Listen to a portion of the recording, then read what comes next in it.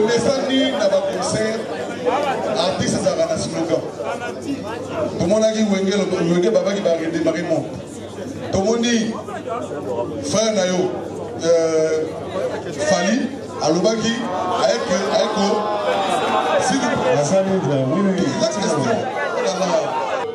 alors, le slogan,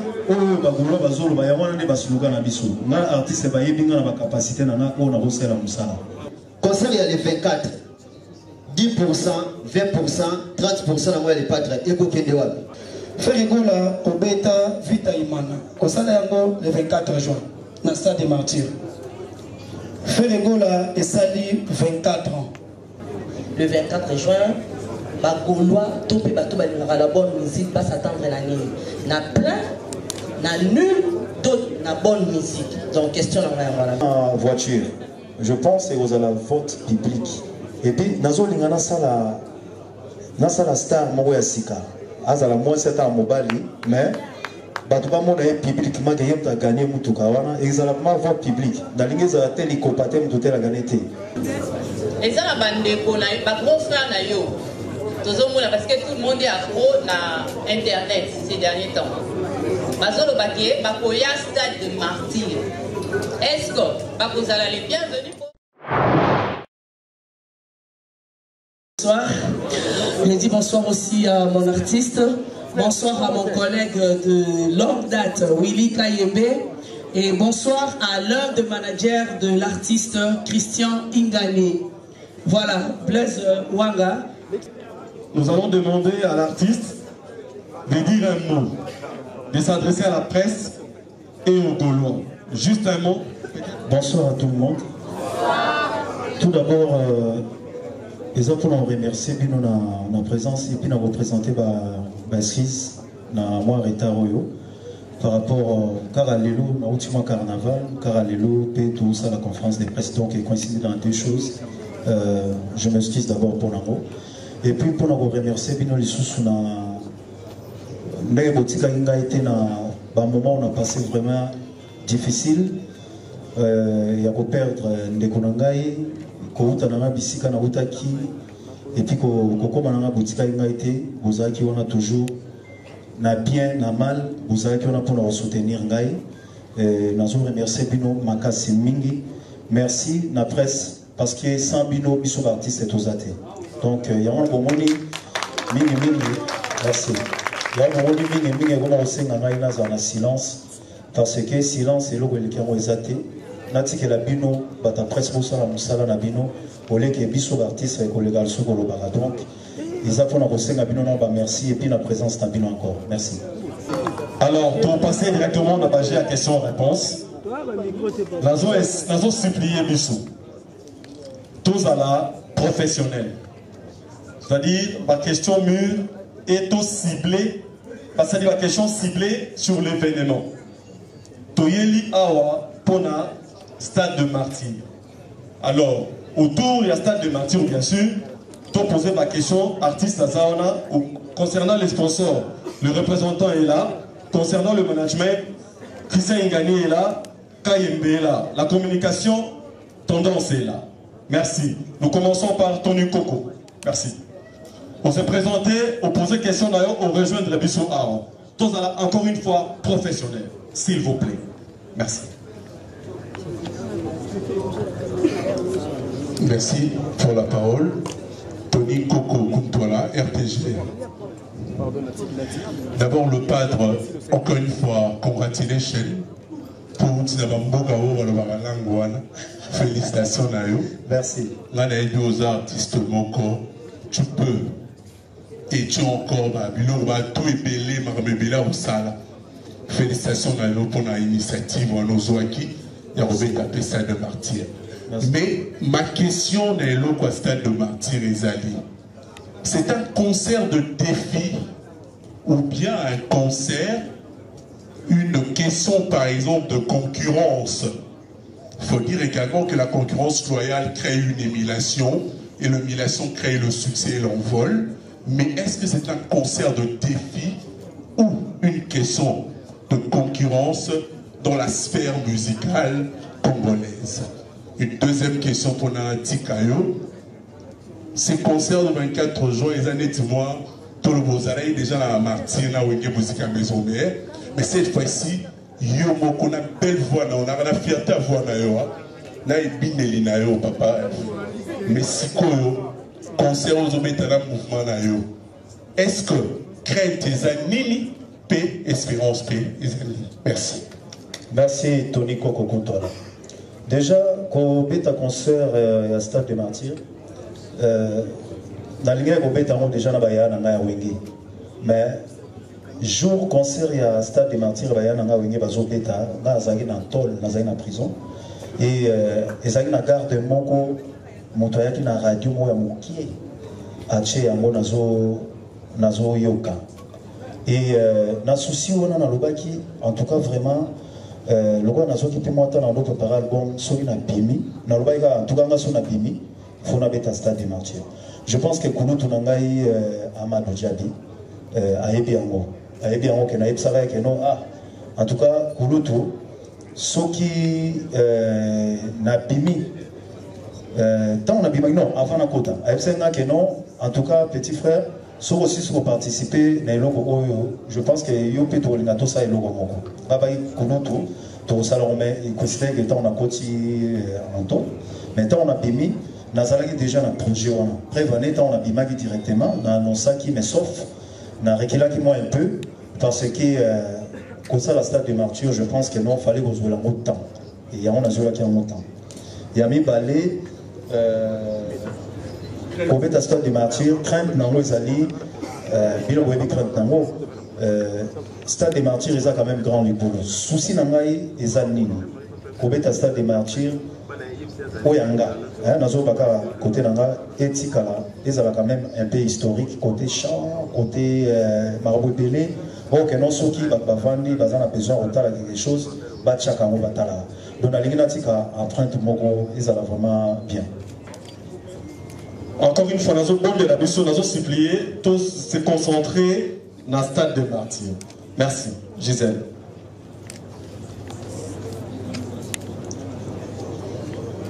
Merci. Espérance. Gisèle Fouy. Papa Hervé. Bonsoir Gisèle. Bonsoir. En tout cas, félicitations. Merci. Déjà, le plan déjà, ça promet que les choses vont aller bien. Et félicitations aussi à la communication qui a vraiment fait son travail comme il faut. Merci Laura. Nali Solo, il y a le Stade des Martyrs. Où il y a le 4e Stade des Martyrs et son Betama. Et Zali, Stade Oyo. Premier stade où tu remarques que la date il y a plein d'autres concerts au Isali, il faut le dire. Alors, face à toutes ces adversités, moral parce que nous sommes à 2 jours du concert. Alors que le jour où la date au bêta, il y a plein, même les politiciens, qui programme bêta, mais Dieu merci, va repousser pour le 25. Alors, moral, non, a minute, aux banga, et ça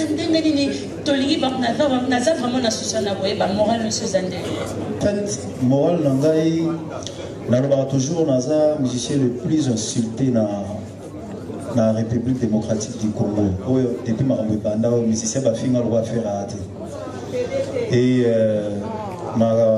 naza na façon moko et puis place na où tu es endurcir nga encore moral donc nayebi ke musique na biso et qu'il y a une façon, mais sauf qu'il ne faut pas oublier le 24 juin, les aura date Moroboye. Avant, dans la Deuxième République, les aura date Moroboye, tout le monde a fêté à nous. Peut-être les gens ils ont fait allusion à ça. On a été sur le 24 juin. Non. Ils ont fait des pécheurs. Oui. Bah, c'est vraiment bon, ils ont fait des pécheurs. Ils ont, bon, voilà. Donc ils ont date moko, ils ont un peu, ils ont déjà férié. Bon, dans la zone de non, le 24 juin, ils ont pour la montagne. Et puis, tous en plus de 80 millions d'habitants, si je ne me trompe pas, sur tous les pays. Donc, dans le Stade des Martyrs, ils ont 80 000 personnes. Alors, ils ont habité même moral. Nous avons que non moral toujours makasi pour nous avons obstacle belé dans le bout tout le temps. Merci. Asenga Yabagi, crainte, na espérance. C'est la question. Voilà. Ok. Ouais. Et là, on a expérimenté dans le stade de martyr. Je pense que Bagolo ton Barouya, dans la ligne Bagolo Balaksa qui est basé sur la discipline. Et tant Barouya concerne absolument dans les calmes, mais Barozana Banor, mais Barouya Bayou quand un artiste dans Barouya et Barouya des pots, Bayana des autres et Bagoloa et là on a zo senga Baroka Yangona Baya. Toute cette histoire qui est qui est musique et puis ils ont les lots ils ont la historique donc voilà Tobata toujours occasion il y a reçu l'année avant de se transformer sur le podium le 24 Amika Tandambunda Jésus des nuances. Bonsoir Ferry. Gabana, bonsoir. Je crois Nada Fier Nayo. Merci. Tant au Bandaki Maramboyo.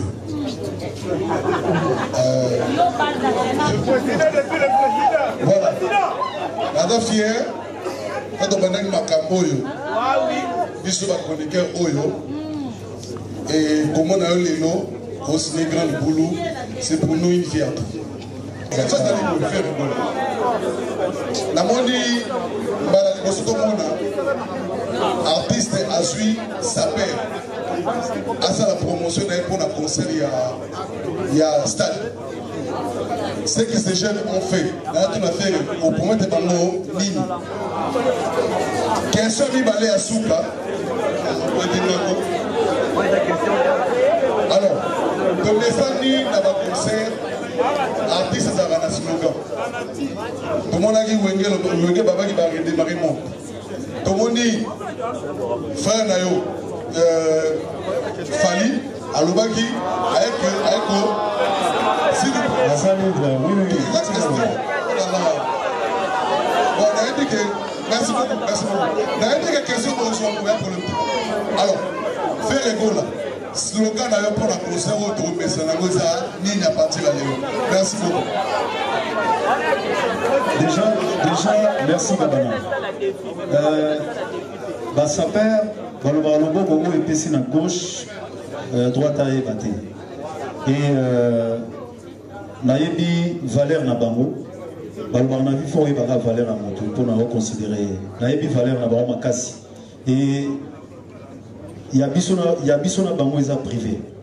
Déjà, et puis merci Nabango déjà, Moussa qui n'est pas. Et puis, il y a mis balai. Au moni, ce qu'on a les locaux, dans la salle à concert, dans la salle pour le Bagolo, on a demandé à Bagolo. Alors, Baslogan, Bagolo, Bazolo, Bayawana, des Baslogan à Bissou. On a artiste Bayébinga dans la capacité, on a reçu la Moussala. Et Baslogan à Bissou, Boluga, on a banzé, Bobiso to Yemba, Baslogan à Bissou Yemba, et ça partout Bagolo, Bayemba. Voilà. Pardon, Blaise. D'ailleurs, le padre lobby. Concert avec le padre le 24, les alliés concert, il y a stabilité. Il juste pour stabiliser. Après pas, c'est bon. Voilà, vous avez compris. Tout va être stable. Merci. Merci, Tendance. Et en plus, il ne faut pas oublier que Hazard des cœurs n'a FARDC. Il y a Zosepila, mais il y a la bande de Moussous, la Fran Bazolela. Alors il tient beaucoup à la stabilité de son peuple. Merci. Juste une précision, encore une fois, Tozala, bref, s'il vous plaît. Tozala, professionnel. Parce que tout le monde a besoin de poser sa question. Alors, sautoyer à la limite une ou deux questions et ma question propre autour de la stade. Merci. Merci beaucoup. Bonsoir à tous. Bonsoir, Ferrego, la Justiniens. Bonsoir. Les padres. Ouais. Omba Poutou, on va m'assurer. Oui, Omba, ok. Voilà. Mais question directement pour la papa Hervé. Papa Hervé, Ngai Nazara un peu Nakobanga Mki. Premièrement, on a une image, il y a conscient. Et Bélé Babeti, on a toujours une image d'après conscient. Est-ce que tu le vois tout à l'heure que tu as après motivation de salir pour la bêta stade. Est-ce que tu as une image après conscient? toza vraiment na besoin kotikala toyoka barumba parce que toza na besoin ki ngodi toza la belle voix wana toza nango togarde yango na bandako na biso mpo na stade Martyr. Merci beaucoup. Artiste à part kozala accompagné na staff na ye oeza bureau na ye azalaki mpe lelo accompagné na moko ya bana na ye. Et le mignon Colline veut poser une question à son papa. Laisse-moi raison, est-ce que le stade pour toi ça a été un rêve de chanter là-bas? Oui, le stade a été un rêve. Moi je pense que oui. C'est un rêve pour moi pour le moment. Et quand ça va passer les 24, c'est réalisé en fait. Merci Colline. Merci. VM. Tout le monde a posé tout. Oui, on va. VM. Et là on a 6 questions dans le image pour un concert. Il y a un public la biso bagolo et c'est tant baoya. Ceux qui total concert dans les calmes et au sala biso basingé katanate mon boulot ezalate batunyo subaya vraiment bayebi ke baye koyoka chanteur. Bayebi ke baye koyoka musicien na bango oyo ayimbaka banzembo bon balingaka. Donc je pense que aux vraiment très important ba image surtout yelo na zone la cité ba image poétique à la concert on na zone poétique à la historique. Yango vraiment na rosala en sorte que ba image ezala. Merci on. Alors, Nathan a 2 questions dans retour d'ailleurs. Tant qu'on annonce que Robert a stade de Martyr, tout le monde qui presse ses acquis vraiment communiquer pour un événement. Et Batmi, que le bac faire ego là, Azak au Robert a stade de Martyr. Mais après, nous avons la publication BD qui est production à Nerozalate. Même il y a le ministère, il y a sport, FADA, moi et tout. Et c'était quoi la détermination? Au brosser, tableau moko, au présenter biso chemin, il y a stade de Martyr parce que comme déjà à Souka. Et puis ni nyokuten nango et puis baros nyokuten nango na chemin à stade de Martyr. Deuxième question, Zali, stade de Martyr pour 80 000 places. Alors de ta part, de Mozomona, le samedi 24 juin, faire égola à Rosalali Bosso Yabatu Boni. Et Rosalaka à 80 000 places, et Rosala plus. Barozo, na kuta inango naza nango siko ezali bagolwa. Partout ce qu'il y a bozali na mon motivation na bino, merci beaucoup. Ba epim eza 10 secondes na vandi bozo chuba kaka. 10 secondes avant des autres chuba kaka. Mais je pense que na Rosala exemple na bagarso ebele na mibali ebele. Cause on a un moral solide comme moi, je pense que c'est très important. Donc il y a une vie mobile. Il faut qu'on ait tout un obstacle, il faut se laisser faire. Parce que l'obstacle, on a tout un ango, qu'on est ici, on a en pleine, dans nos 5 stades, on a tout perdre. Moko yaba star nanga, artiste nanga, petit frère propre. Nanga, et ça qui est bloqué, on a tout un ango. Mis à part ça, on a côté qu'on a les stades, ok côté qu'on a boyé, jusqu'aujourd'hui, toujours qu'il non, papier boyé, donc jusqu'aujourd'hui, nous avons pris les autres choux. Alors, merci Mingi Virginie la question, nous avons gagné dans le barak et nous, mon konzamboka, ata la PK, yaba Gaulois, Tourobé dans le stade de Martyr, maman Denise, ata la cannabiso, passe l'équipe Mingi, passe l'équipe niveau administration kokota boyé, passe. Au moins, il y a un souci, au moins, en tout cas, on a 4 aux hommes, mais na 4 nae, on évite passe l'équipe. Passe l'équipe. Tu veux dire que stade de Martyr pour nous remettre en haut, ils ont 5 moyens épilés. Et puis, Bimi déjà épilé. Mais passe l'équipe. Niveau administratif, on est solide, mais on souffre. Mais trop de documents à fournir, mais on a fourni aussi beaucoup de documents. On a manqué dans presque rien, mais on souffre. Mais tous autres tiennent le coup. Parce que tous amis bali, donc tous autres ça va passer. Bagolo photo là que ça va que l'équipe va on est belé. Merci. Merci l'artiste. Gaïa Olobana Musika. Voilà tout bandit des autres. Soyez modérateur à Zali, ils ont à distribuer le micro. Alors tout répondra en masse, s'il vous plaît. Tout aider l'artiste, tout soutenir cet événement, la discipline, le professionnalisme. Merci. Toto Weekend, qui est le 24. Toto. Le Padre, encore bonsoir à toi. Merci. Bonsoir aussi à tout le monde. Et surtout les collègues, confrères, bonsoir à tous. Le Padre, dans la Kemingi, na point Oyo, il y a pas invité Nayo. On avait vu, on doit se le dire, c'était Mamie Léla, je tiens à saluer la grande sœur. Et vous avez reçu, au PC qui moi, liste il y a Baye Oyo Bengaki. Et moi je me suis posé la question, est-ce que par rapport à vos invités, et ceux qui ont Otoyebi, Tomi Sousou Babaki Sami. Donc c'est ça, deuxième question, là c'est par rapport à l'organisation. Totali tout le monde a dit bastard de l'Ekakebele. Surtout, Sidon et Salimaki. Je me pose la question et je pense que ça va te bénir se poser la question. Est-ce qu'il y a eu une précaution par rapport à tout ça? Par le bien prévu ça va rater. Tout beau et tout dit que nous avons besoin que concert à faire et non, on n'a pas besoin de ça. Mais par rapport à Sidon, est-ce que par rapport il y a sécurité, il y a bateau, est-ce que côté la Croix-Rouge, côté est-ce que Eza très bien c'est ça mes deux questions les pattes. Première question, Zala qui ouais, bah invité souvent Zala déjà tous en a invité Belé. Il faut savoir déjà bateau va voyager en mini bah il est comme na période mon billet ils alors très cher. Ils aux États-Unis par personne, je pense que j'ai payé 2000 € par personne na billet.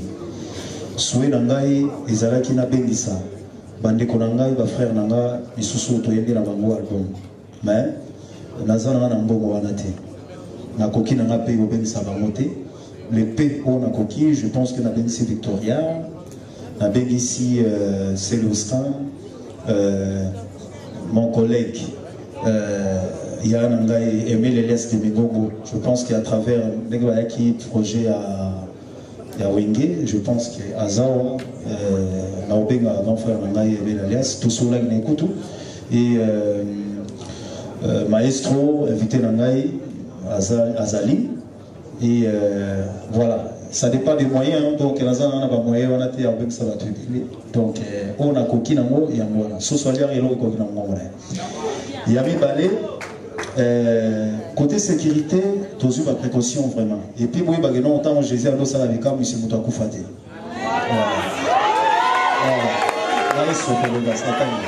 Voilà, voilà. Et il y a tous eu côté sécurité, tous on a 2500 policiers, tous on a presque 2000 personnes côté sécurité normale, et puis tous on a 2000 baketi na biso sous tozana bango 2000 bazana na sécurité à stade tozui 4 ambulances tozana ba camion ba pompier tozana ngo 4 aussi côté Ninisous. Je pense que notre côté Croix-Rouge. Côté Croix-Rouge, donc ambulance, ils ont déjà la Croix-Rouge. Ils ont la Croix-Rouge. Donc, tout de suite, ma précaution, je pense que tout le monde soit qui a monté mais nous, côté Ouana, le gars la biso to tombé qui toza ba quatrième personne tozo beta, biso to koina pour Ouana qui non tozo exigence pour les calissus.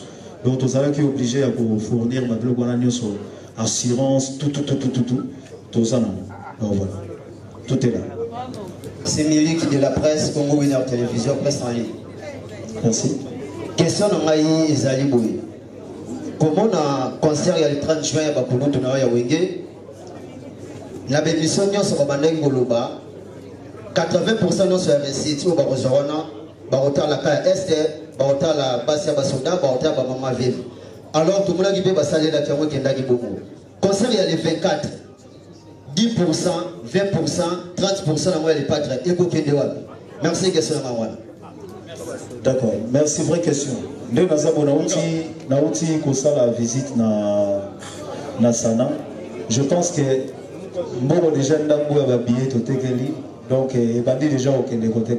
Donc Et le autant aux autres dans la presse, aux autres dans la télévision, il faut réaliser parce que c'est aussi car la presse n'est pas donc autre il y a de ça petit à petit, sauf que si les avaient et sauter, surtout si ces concerts continuent toujours pour que ça va donc n'est pas premier. Merci. Bonsoir les padres. Voilà, question est bien pour la bateau, concernant le stade de martyr, il faut rigoler. On a des questions. Il y a des choses pour le stade de martyr. Faire rigoler au bêta Vita Imana. Au Salayango le 24 juin, dans le stade de martyr. Faire rigoler et sali 24 ans. De 99 si 2023, ça fait 24 ans. 24 ans, vous avez un concert le 24 juin. Et ça, coïncidence, ou bien aux élèves qui titrent en 2023 pour obéir ça de martyr. Et ça, l'image et le cas d'Internet, en plein concert aux États-Unis, mon tout le monde matin à podium, na moisi.